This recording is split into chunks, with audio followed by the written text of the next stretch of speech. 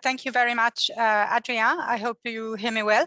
So many thanks for inviting me to this very relevant and timely conference on the future of money markets. I think you couldn't have chosen a better time. And it's also a pleasure to be here in Stockholm and be part of such an exciting program and lineup of speakers.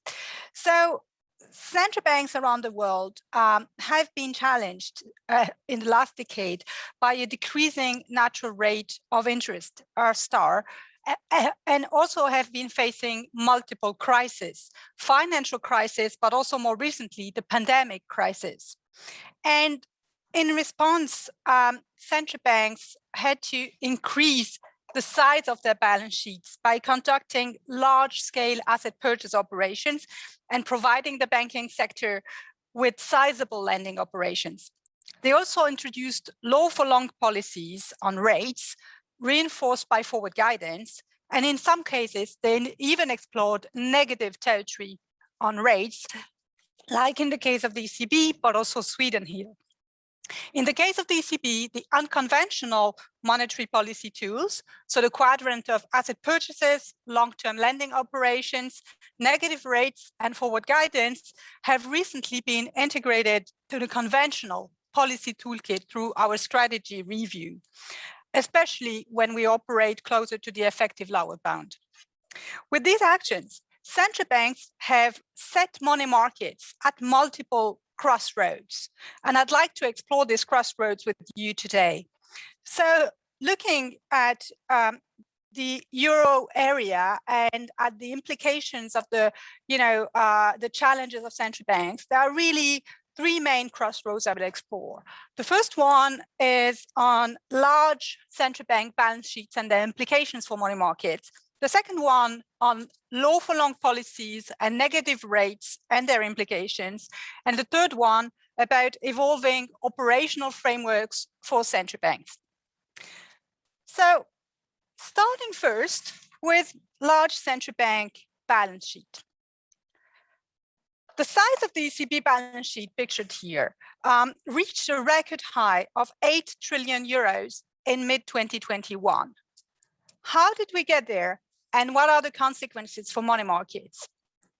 The ECB policy focus, if we go back to the last decade, shifted gradually from steering short-term money market rates, primarily via our repo operations, the MROs, until the great financial crisis in 2007, towards balance sheet expansion through long-term credit operations that importantly extended above 1 year, and asset purchases later on. These new balance sheet expanding tools were required both to react to financial crisis and address market disruption, but also to ease the monetary policy stance when our policy rate became close to the effective lower bound.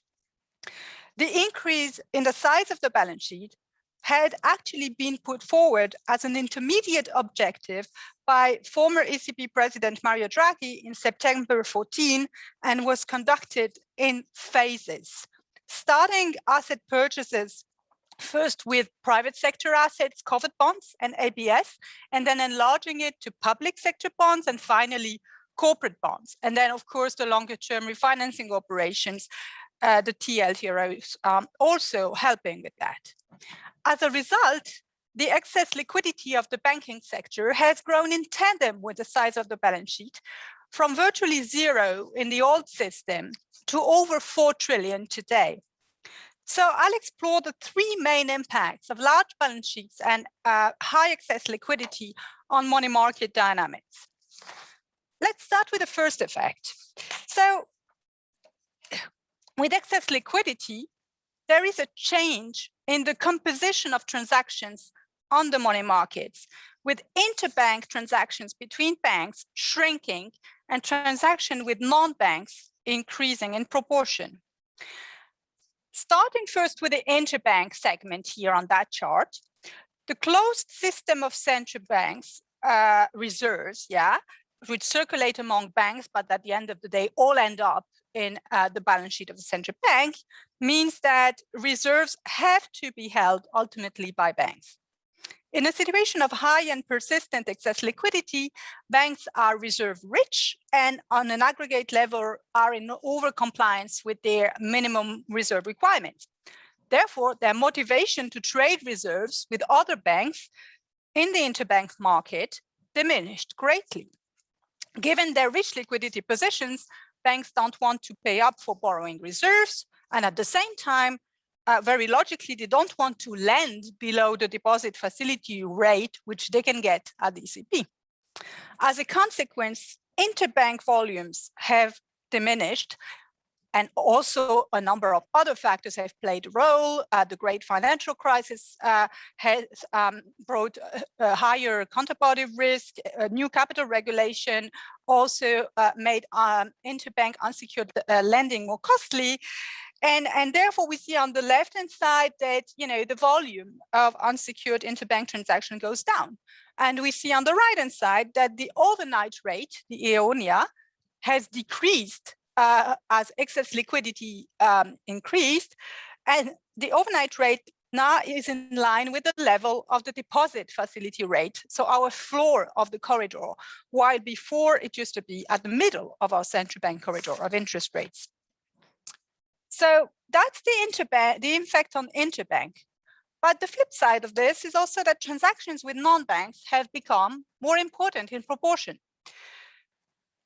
And this is illustrated in this chart, where you have the classic monetary policy corridor in the gray lines. So you have the top of the corridor, the marginal lending facility at 25 basis points, positive.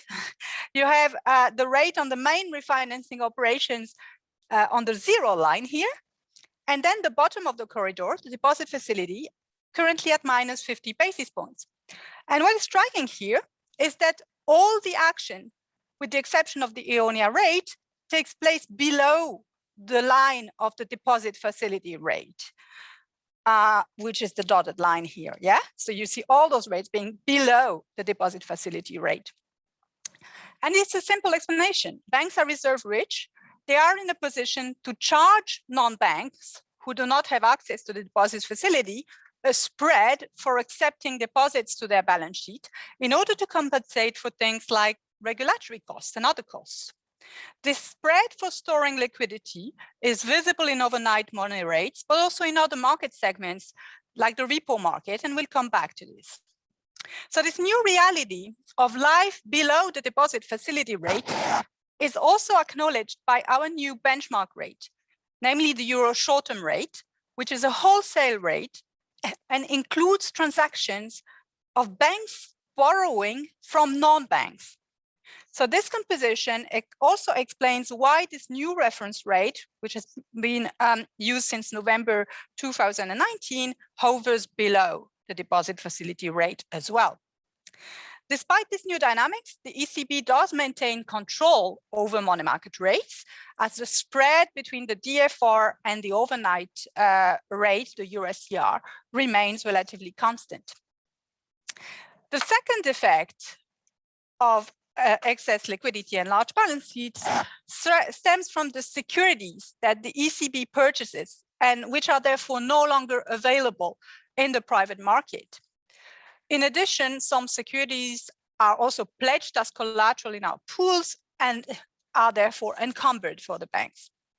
So from this chart, you see clearly that the Eurosystem footprint, if you measure it as a proportion of the total outstanding amount of government bonds, has increased over time, but that the market still functions because the huge blue area that you see here is the holdings of private investors, which are still sizable. But the red lines indicating the footprint of the Eurosystem. So this footprint is today around 35% of total outstanding government bonds.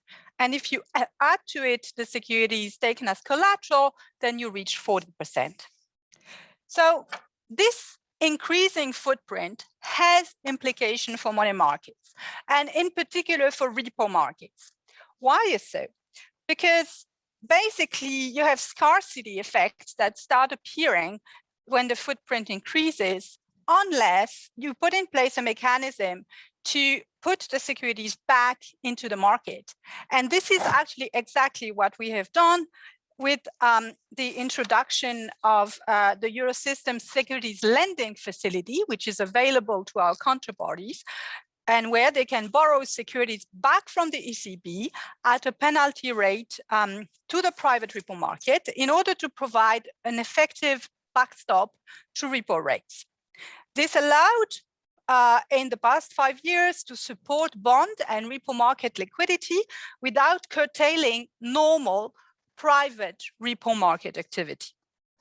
Since March 2020, the Eurosystem purchases accelerated with the launch of the PEP, our emergency program, and with the TLTRO3, our targeted lending operations. And here again, the securities lending facility, you see that on the right-hand side, has played an important role as demand for borrowing securities at the ECB has picked up, and this demand has been met by the functioning of the facility, therefore contributing to dampen the effect on repo rates and on the scarcity of securities.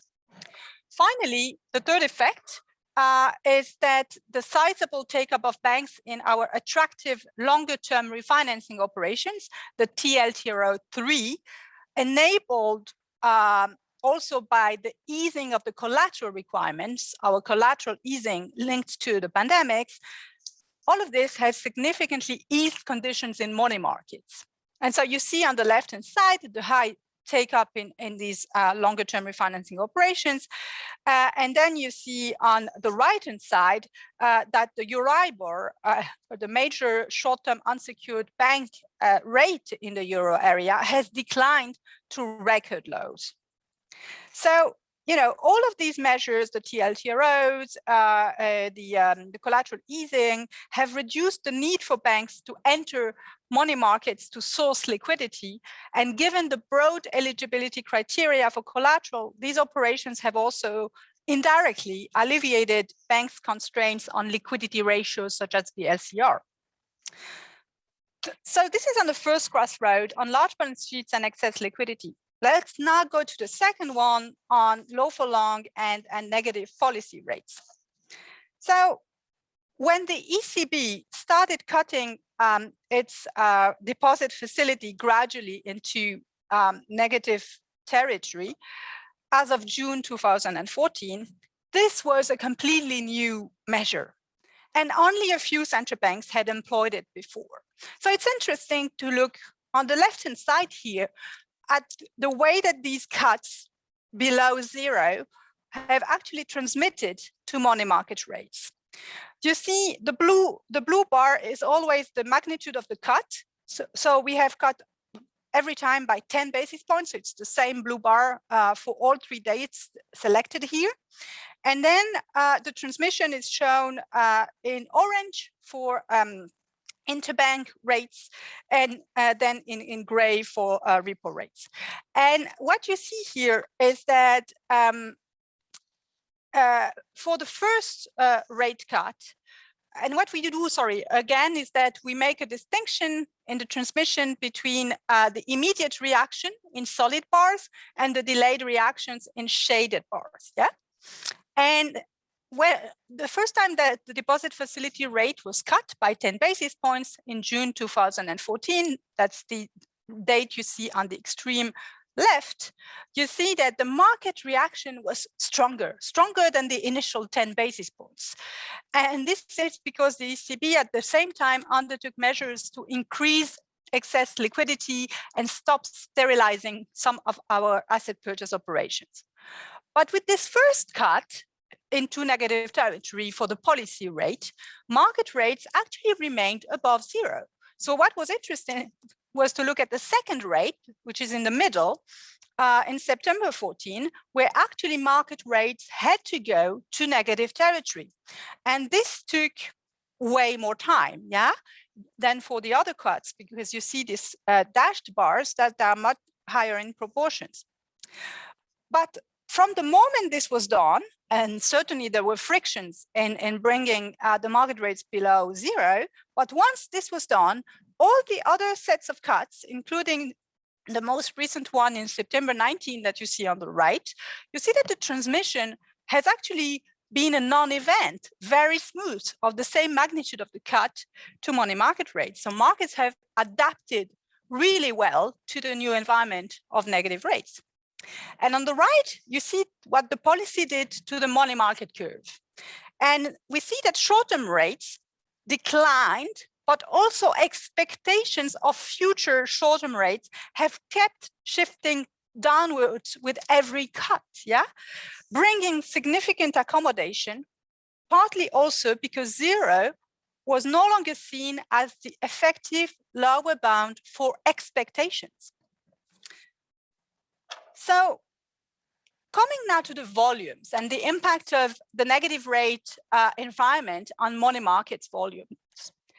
We see here from 2003, money market volumes in total, including unsecured in blue, repo in yellow, and FX swaps in red.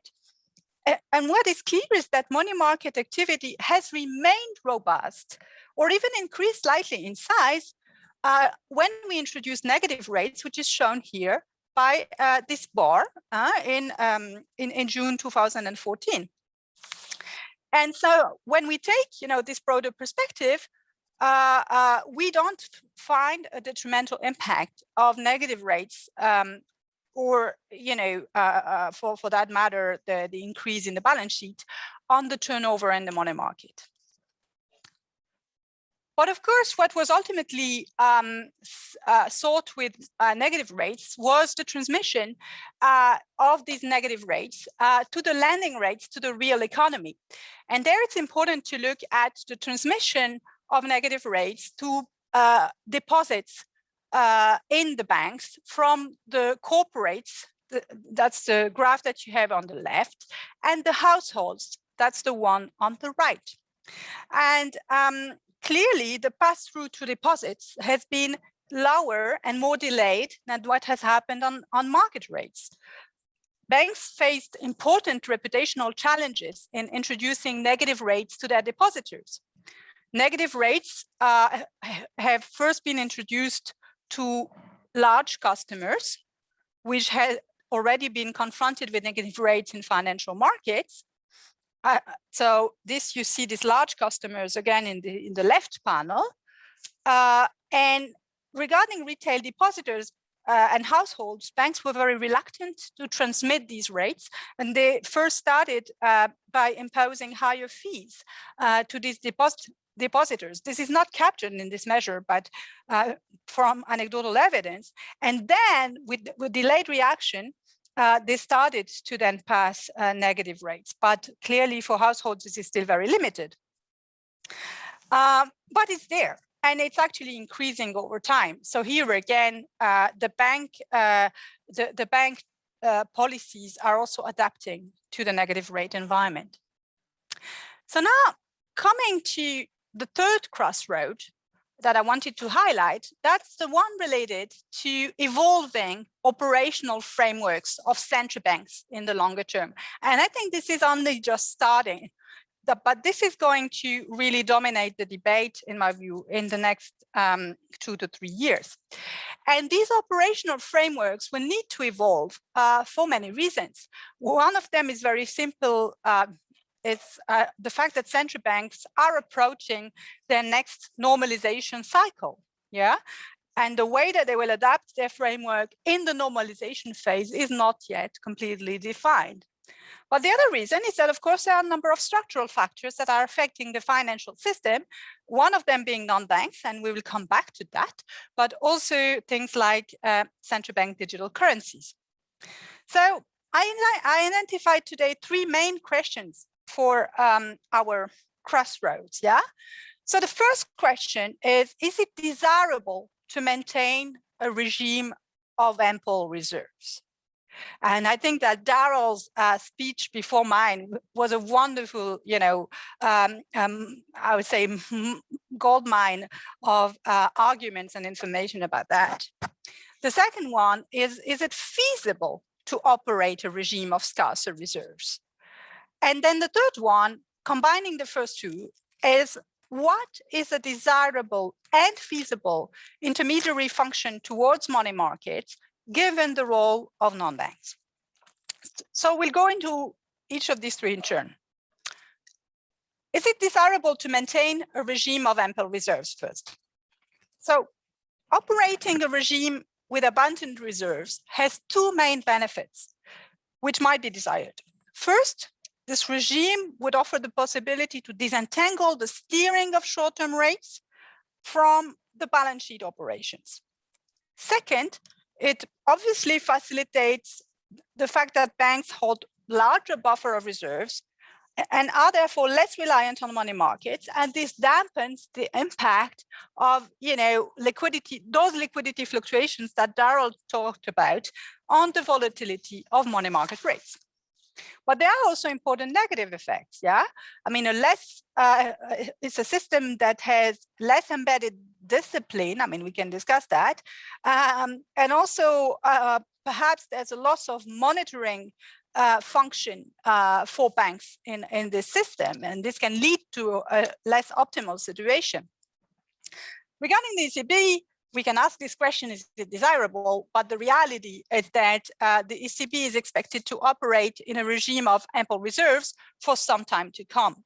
So on the chart, you see in blue the recent increase in excess liquidity, reaching this 4 trillion that I mentioned before, and then in gray, a range of projections of excess liquidity. And even if the current measures were to expire on their scheduled time, excess liquidity would stay at very high levels for many years. And even at the end of 2028, excess liquidity would still stand at 2 trillion euros.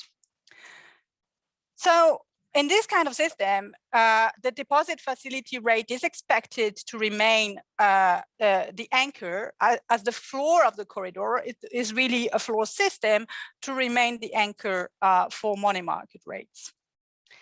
So now, aside from the policy preference on reserves, there's also the question of feasibility. And so to what extent is it feasible to operate in a regime with lower levels of reserves? And how much volatility in money market rates is tolerable in such a system? As excess liquidity declines to lower levels, this raises the question of how many reserves the central bank needs to provide as a minimum to keep short-term rates close to the floor. And on the left, this is really empirical data. You see that when in the past excess liquidity reached lower levels, basically below 1 trillion euros, upward pressure on money market rates was observed. Yeah, and rates tended to rise towards the middle of the corridor, so the MRO rate, rather than the deposit facility rate, the floor. At the same time, and I think this is absolutely key, and we saw it with Daryl's speech, and we will continue to discuss it. There is increasing uncertainty on the extent to which banks' demand for reserves has changed over time. And here I just put 4 factors, but there are many others. The first one is the famous payment needs, the access to intraday credit that is very important. The second one is liquidity regulation. And in the euro area, there is, and we know that from the US experience, this impact can be quite, multifaceted.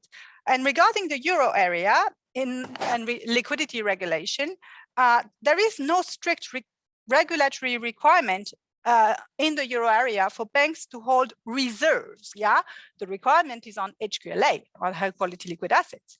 But banks may have a preference to hold it in the form of reserves for their compliance with the LCR, especially in an environment in which short-term government bond rates trade very close to the deposit facility rate. And so there's no opportunity cost. Yeah. A third factor linked to that in the euro area is the heterogeneity in euro area government bond yields, which is also a factor providing an incentive for certain banks in certain jurisdictions of the euro area to hold HQLA in the form of reserves. because this has no credit risk. While if you hold it in government bonds of other countries than your own jurisdiction, you would be facing a credit risk. And finally, banks' business models, they have been adjusted to this environment of, plenty of reserves and liquidity, and therefore practices in liquidity management currently set up, they are really set up to rely on a large buffer of reserves, and they are not set up to address high frequency fluctuations in reserve holdings via the money market. So here in the next slide, I just wanted to illustrate for the euro area the role of intraday credit, which is really important. And I think that in the euro area, the fact that the access to intraday credit is very easy, is only limited by the amount of available collateral. This allows the banks to monetize their collateral very easily into reserves, and therefore this lowers their demand for reserves, their precautionary demand for reserves. On the right-hand side, another factor is that the concentration of reserve holdings in the euro area is somehow less than the US. And this can also contribute to lower the precautionary demand for reserves. So now I come to the last question, and that is, what is a desirable and feasible intermediary function of the central banks towards money markets, especially given the role of non-banks? And I will separate this very clearly into two parts. The first one is looking at liquidity providing operations for non-banks, and then looking at liquidity absorbing operations, so deposits of non-banks, because it's a totally different question. And all of this is very preliminary. It is not yet a central policy question, but of course, given various episodes, and in particular the Dash for Cash episodes of March and April 20, this is a very relevant question for a number of central banks. So it's no secret that the non-bank sector has grown in importance over the past 10 to 15 years. And in the case of the euro area, due to the benchmark reform on the interest rates, on the euro short-term rates, the transactions with non-banks actually flow directly into the operational target, because the euro short-term rate, our new benchmark, has, includes the transaction with non-banks.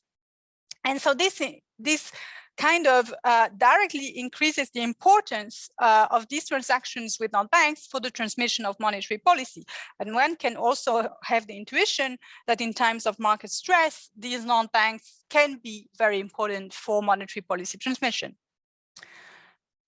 This being said, the ECB has also proven to be very efficient in alleviating market stress, including market stress and liquidity stress related to non-banks, via the traditional banking sector through its banking counterparties. And the episode of March and April 20 is a good example of that. Why is this? Because if you combine all of our instruments that indirectly can address the stress of non-banks, you have the fixed rate full allotment policy, you have the funding support provided via the TLTROs, the collateral easing, and you also have the fact that we have expanded our asset purchases to certain assets which play an important role for non-banks, namely commercial paper for money market funds. And so when you have all of this apparatus, you can actually relieve market stress indirectly via the banking system. But of course, this all depends on dealer capacity to bear risk. So this is why the question of the access of non-banks is still a quite relevant one. And this requires clear thinking on the purpose of providing this liquidity to non-banks. Yeah. Is it to ensure a smooth transmission of monetary policy? Is it to protect financial stability and address market dysfunction?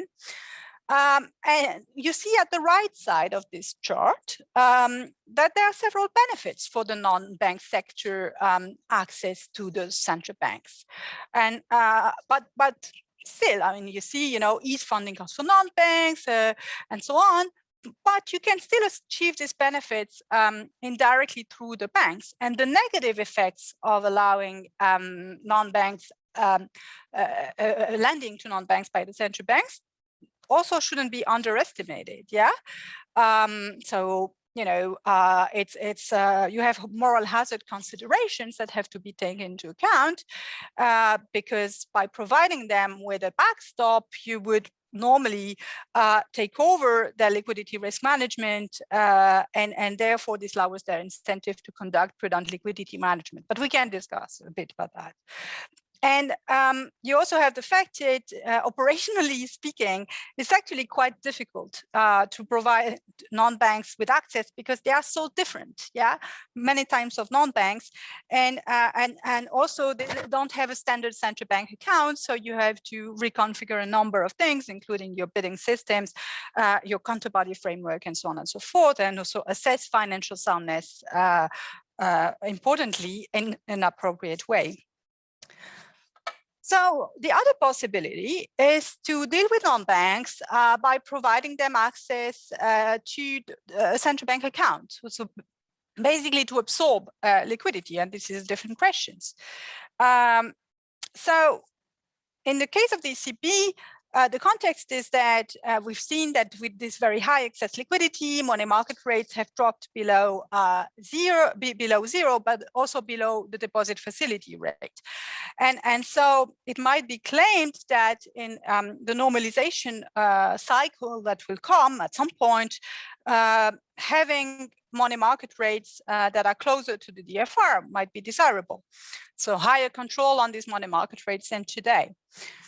But what would be the impact then? Yeah, I mean the impact, and you can see that in the charts on the left-hand side here, is that today these transactions with the non-banks dominate really the volumes on the money market. And so if these transactions no longer happen between banks and non-banks, and the non-banks can go directly to deposit at the central bank, it means that the central bank takes over a huge part of intermediation on the money market, and it also cannibalizes the volumes in money market rates and in our benchmark rates, the Euro SDR.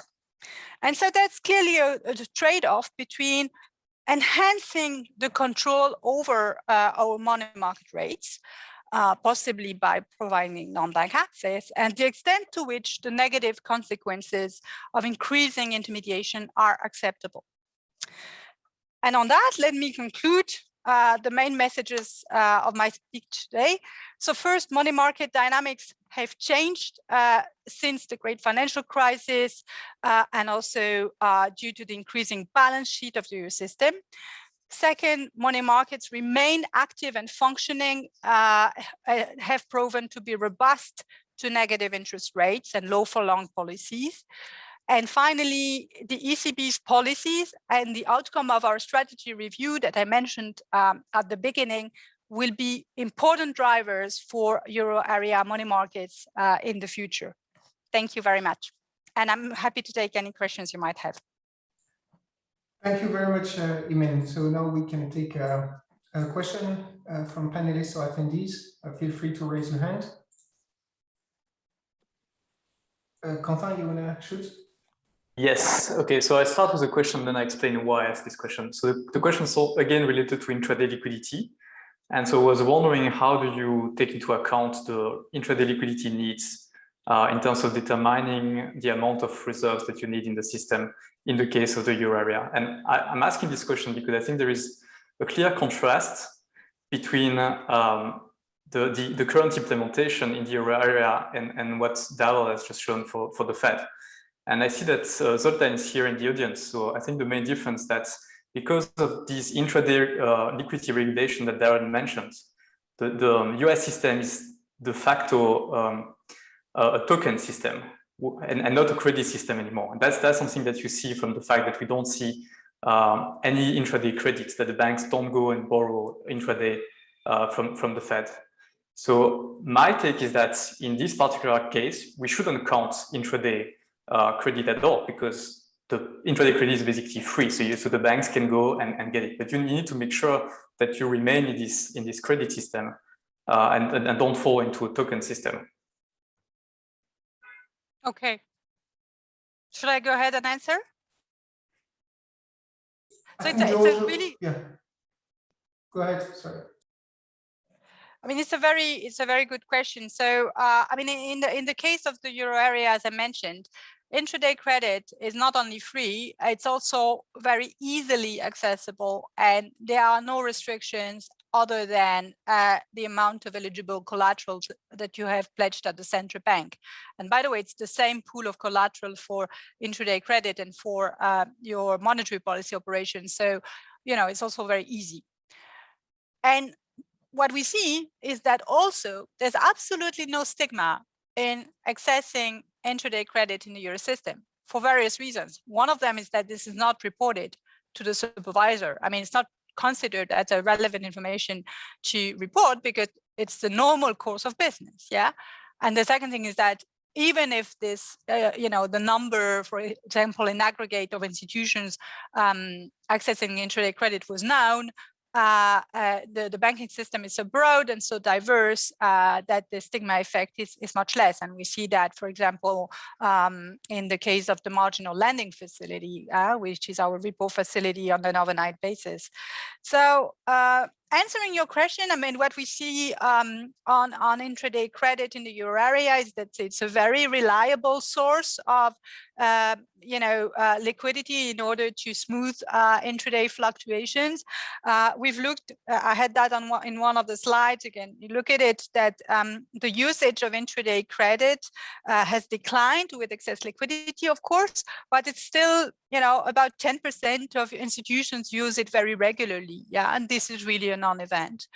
And I think it should be so. Yeah, I mean, it should be so that this is one of the kind of flexibility available to the banking sector in order to accommodate, you know, the intraday payment fluctuations. Thank you. George, you want to ask your question? Yes, thanks.